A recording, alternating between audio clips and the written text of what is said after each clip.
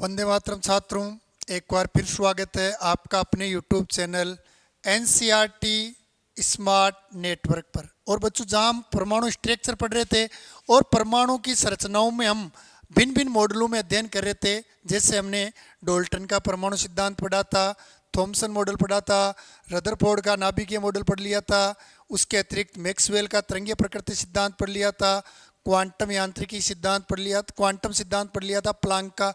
आज पढ़ते हैं बोर का परमाणु मॉडल। उसके बाद पढ़ेंगे परमाणु मॉडल के अनुप्रयोग, जैसे कक्षा की त्रिज्या, इलेक्ट्रॉन के वेग की गणना और ऊर्जा की गणना। ये आज की अपनी क्लास में टॉपिक जो हम पढ़ने की चेष्टा करेंगे। तो सबसे पहले हम बात करते हैं इसमें बोर मॉडल। बोर मॉडल, तो देखो बच्चों, बोर मॉडल जो है, बोर मॉडल की बात करें तो इस मॉडल के बारे में नील्स बोर ने बताया। किसने दिया ये मॉडल? नील्स बोर ने। यानी बोर मॉडल देने वाले व्यक्ति का नाम था नील्स बोर। और यह कहा जाता है कि ये बोर मॉडल जो है वो आपके क्वांटम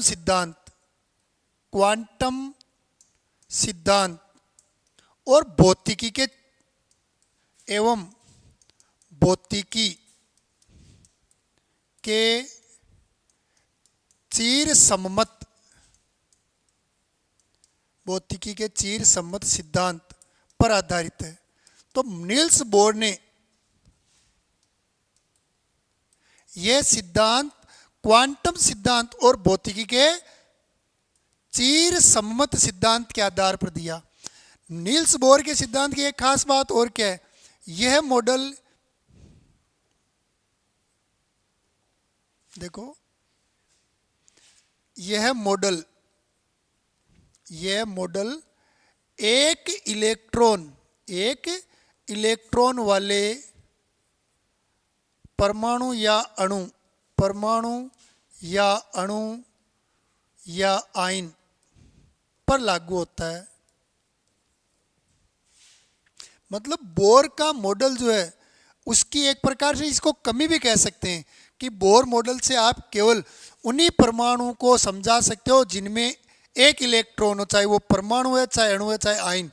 एक इलेक्ट्रॉन से अधिक इलेक्ट्रॉन वालों पर परमाणु मॉडल, जो बोर का परमाणु मॉडल है, इसको हम अप्लाई नहीं कर सकते हैं। तो नील्स बोर ने बोर मॉडल दिया, और बोर मॉडल जो है वो क्वांटम सिद्धांत और भौतिकी के चीर सम्मत सिद्धांत पर आधारित है। या ये कह सकते हैं कि बोर ने रदरफोर्ड के मॉडल के बाद बोर ने क्या किया, क्वांटम सिद्धांत और चीर सम्मत सिद्धांत दोनों को मिक्स किया और एक नया मॉडल दिया जिसे बोर मॉडल कहते हैं। और ये मॉडल एक इलेक्ट्रॉन वाले परमाणु, अणु या आयन अर्थात स्पीसीज पर लागू होता है। क्लियर? तो देखो, इसी में आगे देखते हैं बोर मॉडल की अवधारणा। पहले बोर मॉडल ने कुछ सिद्धांत, अपने बोर मॉडल के अनुसार कुछ महत्वपूर्ण सूत्र। तो बोर मॉडल से ही अपने को ये सूत्र प्राप्त होंगे, उनकी बात करते हैं। तो देखो, बोर मॉडल ने एक तो कूलाम्बिक बल के बारे में बताया। कूलाम्बिक बल, एक कूलाम्बिक बल, और बोर मॉडल के अनुसार कूलाम्बिक बल क्या है, अपने के Q1 गुणा Q2 अपॉन यह अपने पास R²। ये कूलाम्बिक बल एक प्रकार से आप देखो इसको, यह आपके न्यूटन ने जो गुरुत्वाकर्षण बल दिया था वो है। ठीक है? फिर उसके बाद एक इन्होंने बताया आपको अपकेंद्रीय बल। अगर बात करें अपकेंद्रीय बल की तो ये होता है आपके mv²/r। और एक इन्होंने बताया कोणीय संवेग, जिसे हम mvr कहते हैं, mvr। और इसका सूत्र इन्होंने बताया h/2π। ठीक है? तो ये तीन फॉर्मूले अपने को बोर मॉडल के सूत्र में प्रयोग में लेने, या इन तीन मॉडल का हम क्या करेंगे, उपयोग करेंगे। तो एक बार देखो, सबसे पहले तो देखो, ये एक हल्का सा स्क्रीनशॉट लो। ठीक है? अब ये स्क्रीनशॉट भी ले लो आप, ये तीनों। अब बात करते हैं बच्चों बोर मॉडल की अवधारणाएं। तो बोर मॉडल की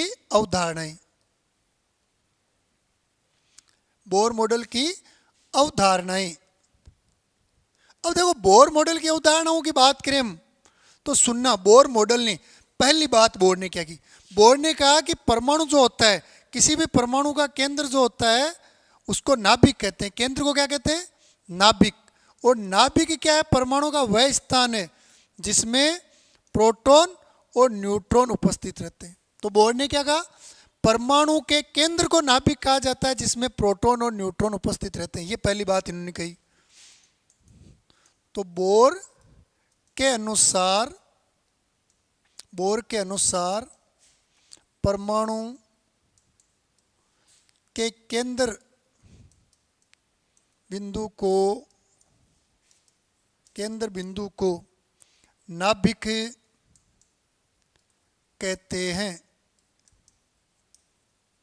जिसमें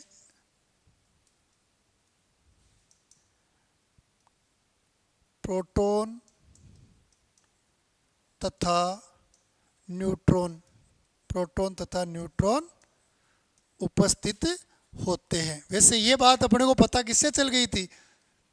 रदरफोर्ड ने बता दिया था नाभिक के बारे में, लेकिन इन्होंने इसको बताया कि भाई परमाणु में एक नाभिक होता है केंद्र पर, सेंट्रल पर। परमाणु का जो सेंट्रल पॉइंट होता है वो उसका न्यूक्लियस है, और न्यूक्लियस सेंटर पॉइंट होने के अतिरिक्त परमाणु का वह स्थान है जिसमें प्रोटॉन और न्यूट्रॉन रहते हैं, यानी परमाणु का कुल धनावेश रहता है। क्लियर? फिर देखो सेकंड बात करें तो बोर ने कहा ऋणावेशित कण इलेक्ट्रॉन। और बच्चों इलेक्ट्रॉन की खोज की थी किसने? जे थॉमसन ने, जिसने इलेक्ट्रॉन को नाम क्या दिया था? नेगेट्रॉन। और नेगेट्रॉन को इलेक्ट्रॉन नाम दिया था स्टोनी ने। तो देखो ऋणावेशित कण इलेक्ट्रॉन नाभिक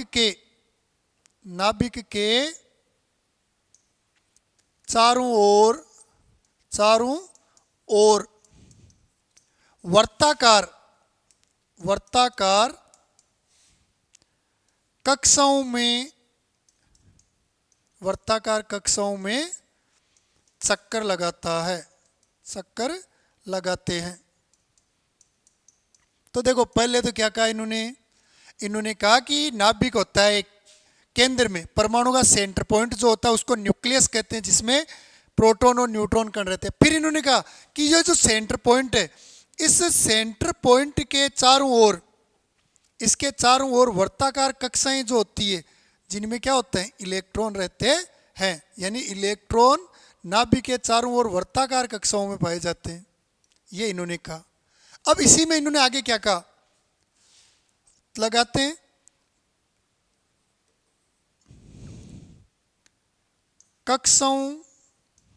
कक्षाओं की ऊर्जा निश्चित होती है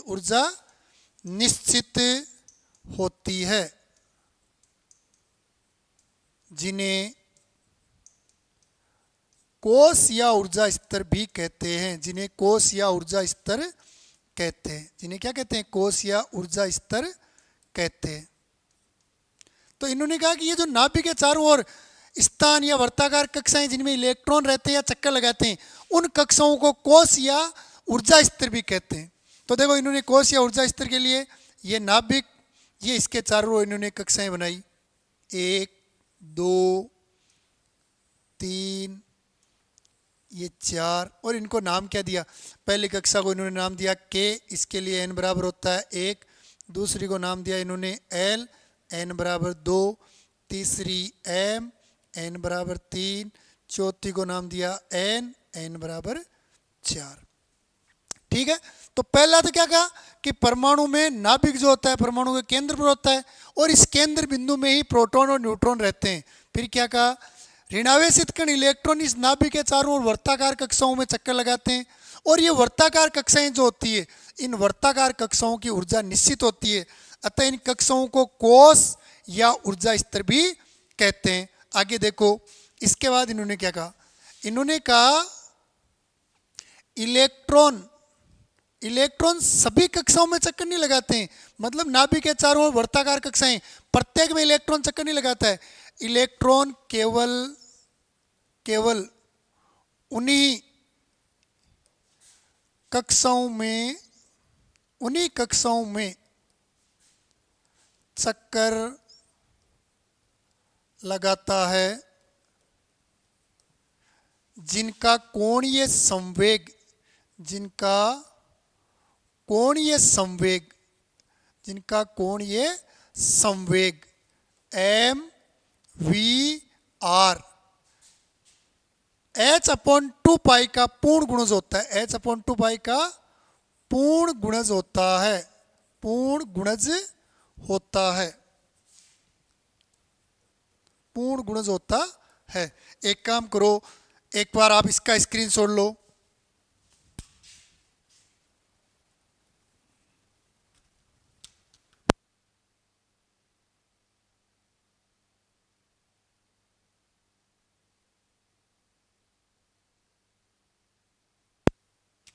एक बार स्क्रीनशॉट लो। थोड़ा मैं क्या सेल चेंज कर लेता हूँ अपने, अभी साउंड डिस्टर्ब होगी इसलिए।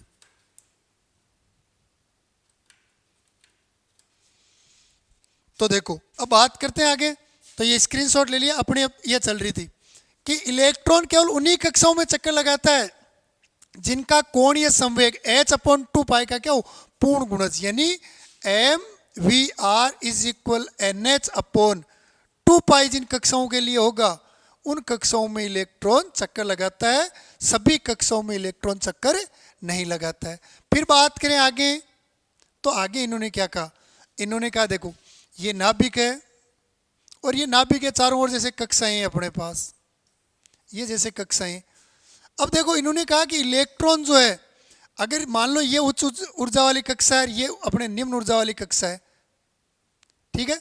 अब इलेक्ट्रॉन इस निम्न ऊर्जा वाली कक्षा से उच्च ऊर्जा वाली कक्षा में या तो इसमें जाता है या इसमें जाता है। तो कम ऊर्जा वाली कक्षा से इलेक्ट्रॉन को कहाँ जाना है, उच्च ऊर्जा में जाना है, मतलब इसको ऊर्जा का अवशोषण करना पड़ेगा, यानी ऊर्जा को अवशोषित करता है। और मान लो ये इलेक्ट्रॉन है, ये यहाँ से इस कक्षा में या यहाँ से इस कक्षा में आता है, तो इलेक्ट्रॉन देखो निम्न से उच्च में जाना है, मतलब ऊर्जा ग्रहण करनी पड़ेगी। और लेकिन इलेक्ट्रॉन यहाँ है, यहाँ से यहाँ आएगा, मतलब ऊर्जा क्या करनी पड़ेगी, मुक्त। तो जब इलेक्ट्रॉन निम्न ऊर्जा से उच्च ऊर्जा में जाता है तो ऊर्जा का अवशोषण करता है, लेकिन जब उच्च ऊर्जा से निम्न ऊर्जा में जाता है तो ऊर्जा का क्या करता है, उत्सर्जन। अब चाहे इलेक्ट्रॉन ऊर्जा का अवशोषण करे या ऊर्जा का उत्सर्जन, कुल ऊर्जा परिवर्तन जो होता है वो आपके सदैव क्या होता है, निश्चित होता है। और वो क्या कैसे निकालते हैं, तो देखो बोर के अनुसार, बोर के अनुसार जब इलेक्ट्रॉन उच्च ऊर्जा स्तर से निम्न ऊर्जा स्तर में गमन करता है तो ऊर्जा का उत्सर्जन होता है, जबकि जब इलेक्ट्रॉन निम्न ऊर्जा स्तर से उच्च ऊर्जा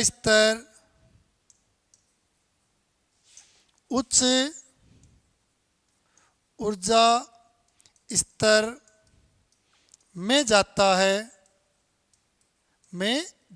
है तो ऊर्जा का अवशोषण करता है। अतः कुल ऊर्जा परिवर्तन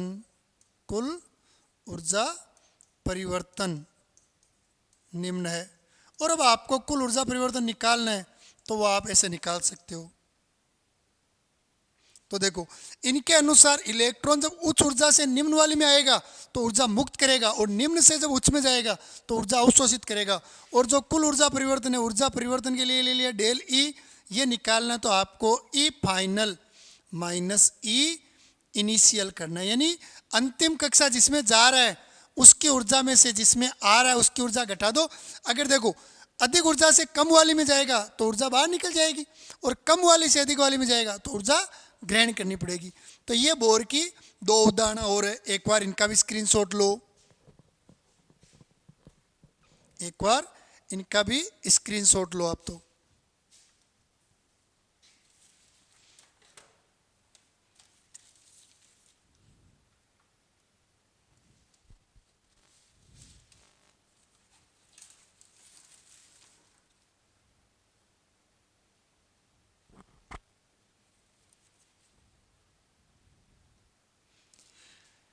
चलो लास्ट उदाहरण देखते हैं। एक बार देखो, पहले इसको थोड़ा अपने लैपटॉप को चार्ज लगा देता हूँ मैं, चालू क्लास में ही ना, थोड़ा सा डिस्टरबेंस होगा लेकिन आप चालू रखो।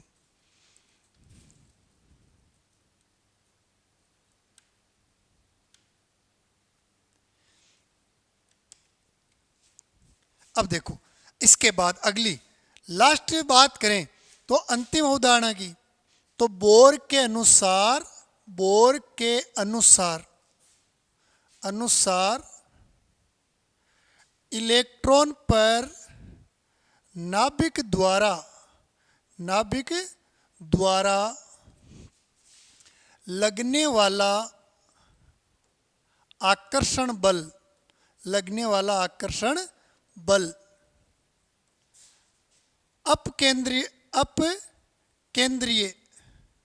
बल के बराबर होता है। अपकेंद्रीय बल के बराबर होता है। यानी इनके अनुसार जो आपका कूलाम्बिक बल है, कूलाम्बिक बल वो उतना ही होता है जितना अपकेंद्रीय बल होता है। मतलब देखो ये कहना क्या चाह रहे वो सुनते हैं, समझते हैं, सॉरी। अपकेंद्रीय बल, तो इन्होंने कहा जैसे ये नाभिक है, अब नाभिक में क्या होता है, पॉजिटिव चार्ज, और ये आपकी क्या कक्षाएं हैं, इन कक्षाओं में क्या इलेक्ट्रॉन। अब जैसे इलेक्ट्रॉन पर नेगेटिव चार्ज है तो ये इसको अपनी ओर खींचेंगे, तो ये नाभिक इस पर जितना आकर्षण बल लगा रहा है, अब क्या होता है, इलेक्ट्रॉन जो अंतिम संयोजकों का इलेक्ट्रॉन है उस पर बाहर की सतह से कुछ आकर्षण बल लगते हैं। तो इस इलेक्ट्रॉन पर वो जो बाहर की ओर से ये जो आकर्षण बल लग रहे हैं ये उतना ही होता है जितना इसके द्वारा नाभिक जितना आकर्षण लगाता है उतना ही अपकेंद्रणीय बल लगाता है। इसीलिए इलेक्ट्रॉन लगातार गति करता है और ऊर्जा खर्च होने के बाद भी ये नाभिक से टकराता नहीं है, क्योंकि इस पर दोनों तरफ से लगने वाला बल इसको क्या है, संतुलित अवस्था में रखता है। तो ये इनकी अपने बोर की 6 उदाहरणें थी बोर मॉडल की। एक बार देखो, सबसे पहले बात करें शुरुआत से देखो, तो बोर मॉडल देने वाले वैज्ञानिक नील्स बोर थे। बोर मॉडल किन 2 सिद्धांतों पर आधारित है, तो क्वांटम सिद्धांत जो प्लांक ने दिया और भौतिकी के चिर सम्मत सिद्धांत, इन 2 सिद्धांतों को मिक्स करके और बोर ने ये सिद्धांत दिया। और बोर मॉडल की एक महत्वपूर्ण कमी मान लो या इसकी एक विशेषता मान लो कि बोर मॉडल केवल एक इलेक्ट्रॉन वाले स्पीशीज पर ही लागू होता है। ठीक है, उसके बाद इन्होंने अपने को 3 सूत्र बताए। कूलाम्बिक बल, तो कूलाम्बिक बल होता है K गुणा Q1 गुणा Q2 अपॉन R स्क्वायर। अपकेंद्रीय बल mv² बटा R, और कोणीय संवेग H अपॉन 2 पाई। क्लियर। इसके बाद इनकी अवधारणाओं की बात करें तो सबसे पहले बोर के अनुसार परमाणु में एक केंद्र होता है जिसे नाभिक कहते हैं, जिसमें प्रोटॉन और न्यूट्रॉन उपस्थित रहते हैं, और जो ऋणावेशित कण आपके इलेक्ट्रॉन है वो इस नाभिक के चारों ओर वर्ताकार कक्षाओं में चक्कर लगाता है। इन वर्ताकार कक्षाओं की ऊर्जा क्या होती है, निश्चित, जिन्हें हम कोश या ऊर्जा स्तर भी कहते हैं। एक बार स्क्रीनशॉट लेते जाना साथ साथ। फिर देखो, इन्होंने कहा इलेक्ट्रॉन नाभिक के चारों ओर वर्ताकार कक्षाओं में चक्कर लगाते हैं, लेकिन इलेक्ट्रॉन केवल उन्हीं कक्षाओं में चक्कर लगाता है जिनका कोणीय संवेग H अपॉन 2 पाई का पूर्ण गुणज यानी mvr बराबर nh अपॉन 2 पाई होता है। जिनका कोणीय संवेग इसके पूर्ण गुणज होगा उन्हीं कक्षाओं में ये चक्कर लगाते हैं। फिर इन्होंने कहा इलेक्ट्रॉन यदि उच्च ऊर्जा से निम्न ऊर्जा में जाता है तो ऊर्जा मुक्त होती है, और निम्न से जब उच्च में जाता है तो ऊर्जा का क्या होता है, अवशोषण।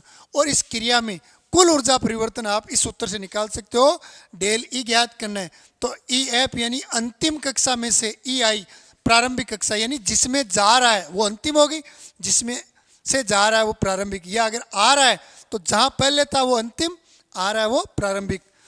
फिर उसके बाद इन्होंने कहा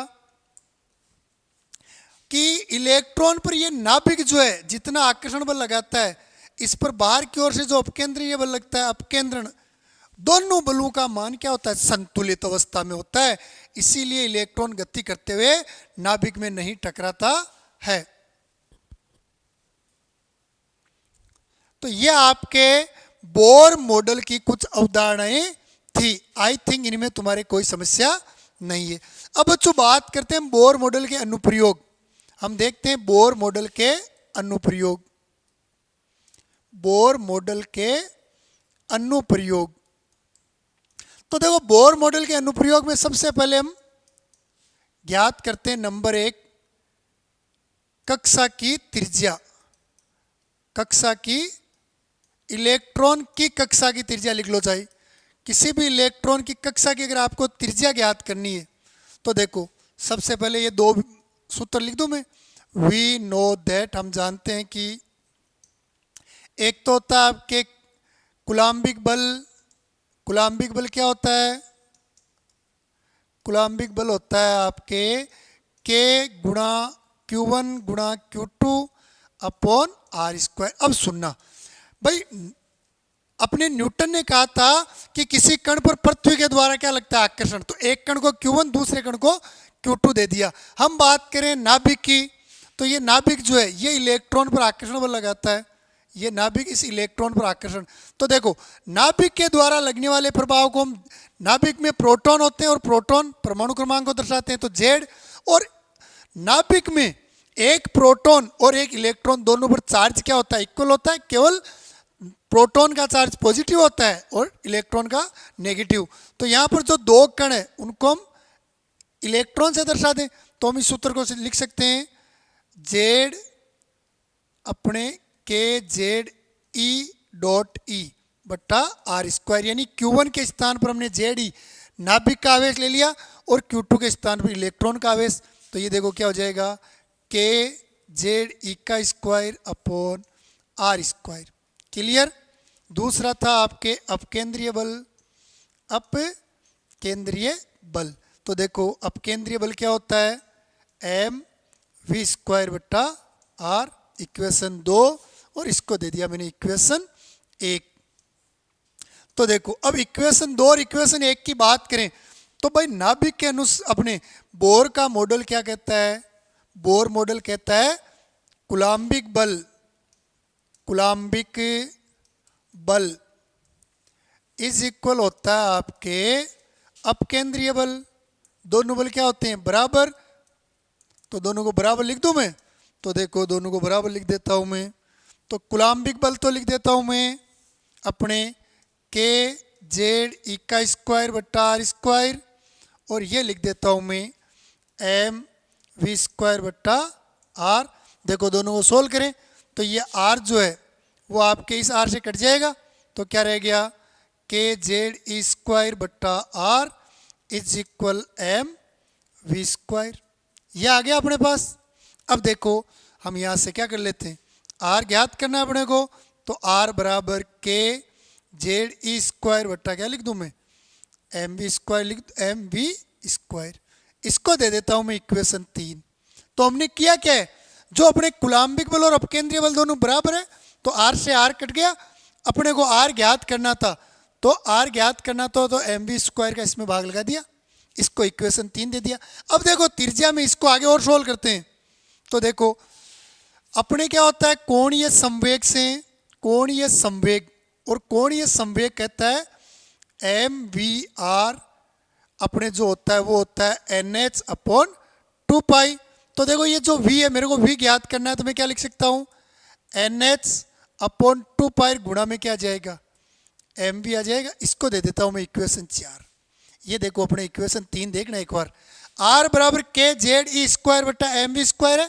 अब इस v स्क्वायर की जगह मैं ये v का मान लिख दूं तो मैं ये लिख देता हूं इक्वेशन 3 में इक्वेशन 4 से v यानी वेग का मान रखने पर तो देखो था अपने पास r इज इक्वल अपने क्या था KZE स्क्वायर बट्टा m, और एक था आपके v की जगह तो मैं लिख देता हूं NH बट्टा 2 पाई गुणा mv। ठीक है। तो देखो इसको सोल्व करें तो r इज इक्वल अपने पास k गुणा ZE का स्क्वायर बट्टा m गुणा NH, और देखो ये 2 पाई mv ऊपर चला जाएगा तो ये आ गया 2 पाई गुणा mv। तो देखो m से तो ये m कट जाएगा, रह गया क्या, r इज इक्वल k गुणा जेड ई स्क्वायर गुणा 2 पाई गुणा वी बट्टा एन एच। ठीक है, ये अपने पास क्या रह जाएगा शेष। एक बार देखो हमने कुछ तो यहाँ सॉरी आर है बच्चों, वी नहीं है। वी के सूत्र में यहाँ देखो, एक मिनट देखो, हमने जो ये एम वी आपको भी ज्ञात करना, तो यहाँ पर भाग वी का नहीं आर का लगाओगे तो एम वी आर क्या आएगा यहाँ एम वी आर। और देखो इस एम वी आर को इस सूत्र में लिख देते हैं हम वी का मान, तो यहाँ पर भी ये आपके आर ही आएगा।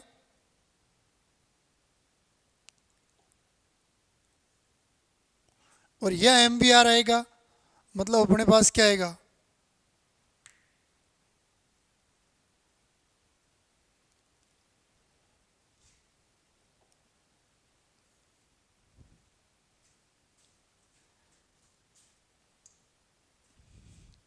देखो बोर मॉडल के अनुसार ये अपना कूलाम्बिक बल था R square M V R. यहाँ हमने दोनों को बराबर लिख दिया के जेड स्क्वायर आर बराबर एम वी स्क्वायर आ गया। अपने को आर ज्ञात करना है तो के जेड स्क्वायर में हम भाग लगा देंगे K Z square M V square का। ठीक है, अब देखो यहाँ एम वी स्क्वायर है बच्चों, ये देखना हमने, और यहाँ हमने वी, तो देखो इसमें जब वी का मान इक्वेशन 3 से यहाँ वी का मान रखोगे तो इस वी के मान का क्या होगा स्क्वायर होगा। क्या होगा स्क्वायर। कारण देखो एक बार देखो यहाँ वी स्क्वायर है तो वी स्क्वायर का यहाँ स्क्वायर लगेगा, तो देखो एक बार इसको मैं वापस मिटा देता हूँ पूरे को ही। ठीक है, या तो वापस देखो ये, तो वी का मान रखते हैं हम। अब देखो वी का मान रखते समय यहाँ मैं पिछले पद को लिख देता हूँ, वो था आपके आर बराबर के जेड ई स्क्वायर बट्टा एम वी स्क्वायर। इक्वेशन 3 जो है पीछे देख लो एक बार, यही है आपके एम वी स्क्वायर जिसमें आप मान रख रहे हो। इक्वेशन 3 ये इक्वेशन 4, तो देखो आर इज इक्वल